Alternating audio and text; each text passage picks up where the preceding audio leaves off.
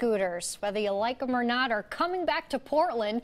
The city says the pilot program that they just had was a success. But there will be another test run of the scooters, this time for a year, not just 4 months.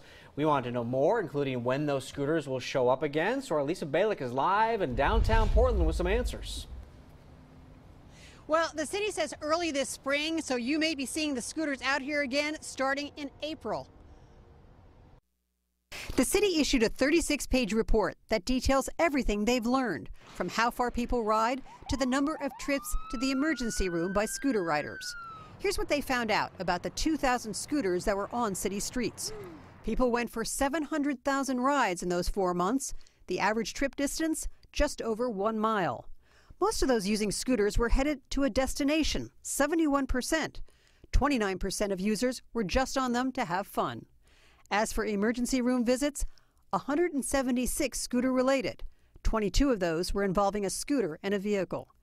There were some consistent problems they found. PBOT says 90% of riders they observed were not wearing helmets, as required by law. And riders were on the sidewalks and on public parks trails. Both of those are illegal.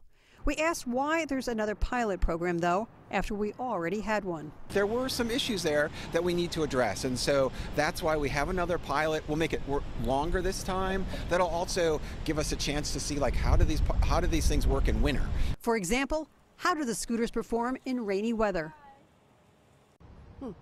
There are also some questions about the data. For example, not everybody responded to the scooter company's request for information in a survey after they took a ride, and there were a lot of people who didn't end up in the ER or urgent care after they had an accident, including me. Now, those scooters will be back out here definitely this spring, and the sense is there will probably be a lot more of the scooters as well, besides that 2,000 they had in the trial. Live in downtown Portland, Lisa Balick, KOIN 6 News. All right, thanks, Lisa. Coming up next.